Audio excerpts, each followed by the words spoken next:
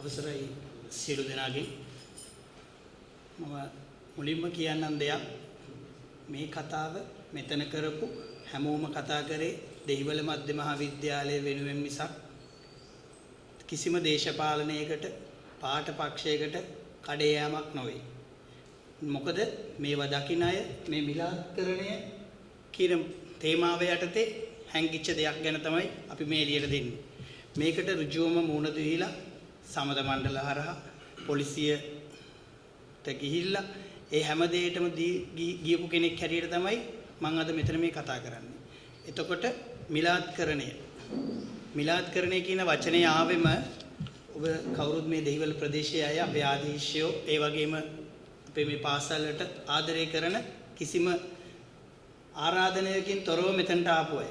ඒ හැම කෙනාටම කියන්නම් ඒ වෙලාවේ කලාප අධ්‍යාපන අධ්‍යක්ෂතුමිය ඒ වගේම අධ්‍යාපන ලේකම්තුමිය ඇවිල්ලා මගේ ඉස්සරහත් ඒ වගේම මගේ පාසලේ හිටිය අනිත් ආදි ශිෂ්‍යයෝ එක්ක කියපු දේ මිලාත්කරණය කියලා ගෙනාවේ මාතෘකාව දෙහිවල නගර සභාව පිටුපස තියෙනවා පාසලක් පර්චස් 20ක ඒ පාසලේ ඉන්නවා ළමයි 4500ක් මගේ අදහස හැටියට නම් ඒක කුකුල් කූඩුවක් වෙන්න ඕනේ පර්චස් 20ක ළමයි 4500ක් ඉන්නවනම් කොහොමද රජයේ අනුමත පාසලක් හැටියට ළමයි 4500ක් යොදවන්න ඉගෙනුම ලබන්න ළමයින්ට අවම මූලික පහසුකම්වත් නැතුව මේ පාසල පිහිටුවේ කියන එක තමයි මගේ මූලිකම ප්‍රශ්නය. ඊළඟට මේ පාසල ඇතුලේ ඉන්නේ දෙහිවල ප්‍රදේශයේ ළමයින්ද මුස්ලිම් හෝ ද්‍රවිඩ හෝ බර්ග හෝ වෙන ආගම් වලට ඒකට යන්න බෑ. මේකේ සම්පූර්ණම ඉන්නේ අපි හොයාගත්ත දත්වලට අනුව මගේ කලින් අදහස් දක්වපු සහෝදරයෝ දක්වපු විදිහට මේ කාත්තන්කුඩි ප්‍රදේශයේ මුස්ලිම් සහෝදරවරු තමයි ඉන්නේ. ඉතින් ඒත් ළමයි අපේ පාසලේ අපිත් එක්ක ඉගෙන ගත්තෙත් ඒ ළමයි අපිත් ළමයි කවනේ කාලයක දැන් අපේ පාසලේ ඉගෙන ගන්නෙත් ළමයි. ළමයින්ගේ මානසිකත්වය කොහොම වෙයිද මුස්ලිම් තොප්පියක් දාලා අර බුර්කා ඒව දාලා පාසල ඇතුලේ ළමයි තවත් කොට්ටාශයක් එහෙ මෙහෙ දුවනකොට ඒ ළමයි දික්කලිස මැදලා අපේ ළමයා කොටකලිස මැදලා යනකොට කොහොම වෙනසක් දකීද මේ මුස්ලිම් කරන්නේ ත්‍රි භාෂාව ගේන්නකෝ ගෙනල්ලා තිබ්බට නමුත් මේ පාලනයක් නේද ගෙනාවේ මෙතනට ආව කවුද කතා කරන්න ආවේ මිලාත් පාසලේ පරිපාලන නිලධාරීන් දාවේ නෑ මගේ ළඟ ඒ සම්බන්ධව සම්පූර්ණ වීඩියෝ සහිතව තියෙනවා බොරුවට කතා කරලා අදහසක් දක්වලා මෙතනට ඇවිල්ලා අප්පුඩියක් ගහගන්නවක් කොහෙවත් ප්‍රසිද්ධ වෙන්නවත් නෙමෙයි මං කිසිම දේශපාලන පක්ෂයකටවත් කිසිම දෙයකට සම්බන්ධ කෙනෙකුත් නෙමෙයි නමුත් මේ අදහස දක්වන්නේ සම්පූර්ණ මගේ දෙහිවල මධ්‍ය මහාවිද්‍යාලය සම්බන්ධ මම 1989 වර්ෂයේ පාසලට ඇතුළත් වුණේ රාජකීය කනිෂ්ඨයෙන් 93 වර්ෂයේ ශිෂ්‍යත්වයෙන් පස්සේ ඇතුළත් වෙන්නේ එස්.දැස්. ජයසිංහ මධ්‍ය මහාවිද්‍යාලයට මගේ අස්සීම සහතිකයේ තියෙනවා පාසල් 4 ගණන් සම්පූර්ණ දේශපාලනීකරණය අපිට රස්සාවකට ගන්න ගියාම ගිහිල්ලා අස්සීම සහතික ටික දෙනකොට මිනිස්සු hina වෙනවා නිකන් අපි නිකන් ගෙවල් කුලියට ගිහිල්ලා වගේ තමයි ඉස්කෝලේට අවුරුදු 11 ඇතුළත ඒ නම් ගියේ මේ දේශපාලනය තුල ආපු දේවල් මගේ කලින් අදහස් දක්වපු සහෝදරයෝ කිව්වා දේශපාලනයේ යටතේ මේක මිලාත්කරණය වෙනවා කියලා වෙන්න පුළුවන් අනිවාර්යෙන් විය හැකි දෙයක් එක එක්කෙනාගේ බලය ගන්න ඒ දේවල් වෙනවා ඉතින් මේක අද අපේ ලේකම්තුමා පැවසුව විදියට නොවැම්බර් මාසයේ ආපු දෙයක් නෙමෙයි ලේකම්තුමා ඔබතුමා මම පොඩ්ඩක් නිවැරදි කරන්නම් මේක ආවේ අප්‍රේල් 6 වෙනිදා කාගේ හරි අතේ කැලෙන්ඩරයක් තියෙනවා නම් අපේ පාසල ඇතුළට ආවේ කැලෙන්ඩරයක් තියෙනවා නම් බලන්න අප්‍රේල් 6 වෙනිදා රජයේ නිවාඩු දිනයක් ඉරිදා දිනයක් අපි පාසලේ ශ්‍රමදානයකට සහභාගී වෙලා හිටියේ ඒ ශ්‍රමදාන මොහොතේ තමයි අධ්‍යාපන ලේකම්තුමිය කලාප අධ්‍යාපන අධ්‍යක්ෂතුමිය ඔක්කොමලා ඇවිල්ලා මේ ගැන සාකච්ඡා කරේ. ඒ සාකච්ඡාව අතරතුරදී අපි ඇයි කියලා ඇහුවම සාකච්ඡාවකට ආවේ අපිත් එක්ක නෙමෙයි. ඒ අය තමයි සාකච්ඡා කරේ මිලාද් පාසලේ වියදම් කරන පෞද්ගලික ධන පරිත්‍යාගයන් වෙන්නේ නැති ඒ පාසලට ඉන්න. අපේ පාසල මිලදී ගන්න. මිලාද් කරන්නේ නෙමෙයි මේක ඇවිල්ලා මිලදී ගැනීමක් කරන්න ආවේ.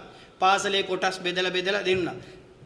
ඔබ තමුන්ලන්සලා කවුරුත් දන්නව ඇති මේක අපේ දෙහිවල ප්‍රදේශයේ පාසල් කීපයකටම ඍජුවම බලපෑවා බුද්ධඝෝෂ විද්‍යාලය, සුමග විද්‍යාලය ඊට පස්සේ තමයි අපේ පාසලට ආවේ. දැන් අපිට පසුව කලාප කොට කාර්යාලයේ මාර්ගයෙන් ආරංචි වෙච්ච විදිහට මේක නාරම්පිට අග්‍රාමාත්‍ය විද්‍යාලය ඒ වෙනුවෙන් වෙන් කරලා දුන්නයි කියලා තමයි ආවේ. මම ඒක හරි දත්තයක් දන්නේ නැහැ. නමුත් අපේ පාසලෙන් ඒක කාලෙකට ඒ ආව අපිට ආණ්ඩුකාරවරයාගේ සම්බන්ධීකරණ නිලධාරීවරයෙක් එතුමා මාත් එක්ක පෞද්ගලිකවම කතා කරලා කිව්වා මේ දේ මෙහෙම වෙන්න දෙන්නේ නැහැ කියලා පොරොන්දුවක් මත තමයි පාසලෙන් ගියේ.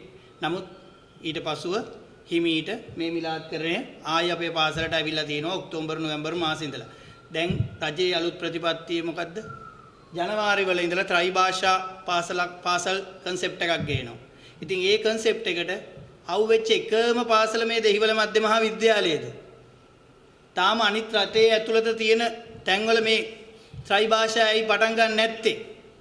අපේ දෙහිවල මධ්‍ය මහා විද්‍යාලයේ මේ ත්‍රිභාෂාව ඉස්සෙල්ලම ගන්න යන්නේ මෙන්න මේ මිලාත් පාසල. මිලාත්කරණය මේක හරියම මිලාත් මුස්ලිම් ස්කූල් එකක්. ඒකේ ඉන්නේ සාමාන්‍ය මුස්ලිම් ජාතිකයම. මට මුස්ලිම් කියන ජාතියත් එක්ක බර්ග හින්දු ජාතීන් එක්ක කිසිම ගැටුමක් නැහැ. මගේ පන්තියේ පළවෙනියා මුස්ලිම් ජාතිකයෙක්. මම නම් කියන්නම් ජාතිකයෙක් කියලා කිව්ව මගේ සහෝදරයා ඉම්රාන් නිස්තාර් අදටත් මාත් එක්ක සුවදව ඉන්නවා. මාව මේ සම්බන්ධයෙන් පොලිසියට ගෙනිච්ච වෙලාවේ OIC මහත්තයාගේ කාමරේ ඉස්සරහ ඇවිල්ලා ප්‍රණියා මොකද්ද උනේ කියලා ඇවිල්ලා ඉස්සෙල්ලාම හිටගත්තේ මගේ මුස්ලිම් සහෝදරයෙක් සෆ්රාස් ખાන්. ඔහු ඕන්නම් අදටත් මේ මොහොතටත් ඔහුව ගෙන්නලා අදහස් දක්වන්න පුළුවන් තත්ත්වයේ ඉන්නවා. මොකද ඔවුන් කියන්නේ මේවා අපේ මේ මුස්ලිම් නෙමෙයි. මම අර සිංහලෙන් මමහත් එක්ක කතා කරපු විදිහටම කියන මචං මේක අපේ සිංහල එක නෙමෙයි. මේක අපේ පාසලේ තත්ත්වයට ගේන්න සිංහල ජාතියට ගහන්න අරහෙන් කොහෙන්ද කාත්තන් කුඩි වලින් ගෙනාපු පාසලක්. ඉතින් එතන පාසලේ විතරම තේරෙනවනේ මේ බලධාරීන් මොකකටද මේ යන්නේ කියලා. ඉතින් අපේ පාසල මේ තත්ත්වයට වැටෙන්න පහුගිය කාලවල පරිපාලනය එහෙමත් බලපාලා තියෙනවා. මේ තත්ත්වයට ගේන්න ඔවුන්ට යම් කිසි යටිමඩියෙන් මුදලක් ලැබෙනවා ඇති. මගේ අදහස අනුව යටිමඩියෙන් මුදලක් ලැබෙනවා ඇති. මේ මිලාත් පාසලට අපේ පාසලේ පරිපාලනය බාර දෙන්න. මොකද ඔවුන් ඍජුවම මුණ දුන්නා. ඔවුන් තමයි මාවත් අපේ තවත් ආදිශිෂ්‍යෝ කීප දෙනෙකුත් පොලිසියට ගෙනහිල්ලා ඒ පැමිණිල්ල යොමු කරේ. නැතුව මිලාත් පාසලෙන් අපි මේක ඍජුව සම්බන්ධ වුණායි කියලා අපිට කම්ප්ලේන් එකක් දැම්මේ නැහැ. අපේ පාසලේ හිටපු විදුහල්පතිවරයෙක් තමයි මට විරුද්ධව ගිහිල්ලා පැමිණිල්ල දාලා තිබ්බේ. විදුහල්පතිවරයාට තියෙන අවශ්‍යතාවය මොකද්ද? මේ මිලාත්කරණයට මේ මිලාත් පාසලට සම්බන්ධව මේක පාසල ලබා දෙන්න. එතනම ප්‍රශ්නයක් තියෙනවනේ. අන්න ඒ ප්‍රශ්නයට හොයන්න මෙතන ඉන්නවා මම ආවේ මගේ අදහස දක්වන්න මගේ පාසල වෙනුවෙන්. මෙතන ඉන්නවා මට වඩා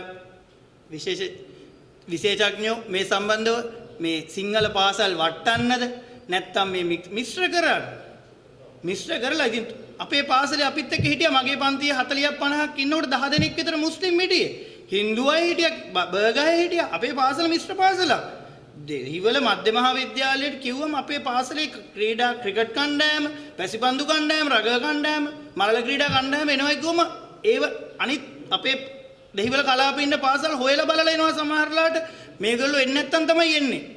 නම් ගිය පාසල් දෙහිවල ගල්කිස්ස කලාපේ තියෙන. ඉතින් එතකොට ඒ වගේ තත්ත්වයක තිබ්බ පාසල අද ළමයි 300ක් තත්ත්වයට වටන්න මොකද්ද මේ කාලෙන් කාලට ගේන දේශපාලන බලවාදය? ඉතින් මම ඔබ තමුන් සාංශේලා කීප දෙනාගෙන් ජේෂ්ඨයෝ කීප දෙනෙක් ඉන්නවා මෙතන. ඒ කීප දෙනාගෙන් ඉල්ලන ඔබ තමුන් සාංශේලාට පුළුවන් උපරිම දෙයක් අපේ පාසල වෙනුවෙන් කරන්න. අපේ පාසලේ නොවන විද්වතුනුත් මෙතන ඉන්නවා. ඉතින් හැම දිනාටම අත් දෙක උස්සලා ඉල්ලන්නේ අපේ පාසල නැවත අපේ ගමට ලබා දෙන්න. මේ මිලාත්කරණය සම්පූර්ණම ප්‍රෝඩාවක්. දේශපාලනය තියෙනවද නැද්ද කියන එක මට දන්නේ නැහැ. නමුත් යම් කිසි දෙයක් තියෙනවා කියලා දැනෙනවා. මොකද අපි ආණ්ඩුකාරවරයා ළඟටත් සෑහෙන වාරයක් ගියා. ඒ අතරතුරේදී හැමතිස්සෙම ලැබෙන්නේ හරි අපි මේකට ඇක්ෂන් එකක් ගන්නවා. ඍජුව සම්බන්ධ වෙනවා. සාකච්ඡා කිහිපයක් කරා. අපේ හිටිය ජේෂ්ඨයෝ කීප දෙනෙක්ම ගිහිල්ලා.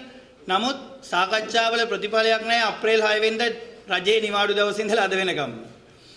හෙටත් නිවාඩු දවසක්. හෙටත් අපේ පාසලට ඇවිල්ලා ওই වගේම මිනුම් කරලා කොටස් වෙන් කිරීම ගැනීමේ හැකියාවක් තියෙනවා. මොකද ඒකට සිකියුරිටි කෙනෙක් විදියටත් දාලා තියෙන්නේ වෙනමම කෙනෙක්ව. ඉතින් ඒ ආරක්ෂක තත්ත්වය ඔක්කොම බලලා අපේ පාසල ගොඩ ගන්න ඔබ තමුන්ලන්සලා සියලු දෙනාටම හැකි උපක්‍රමයක් දෙන්න. ස්තුතියි.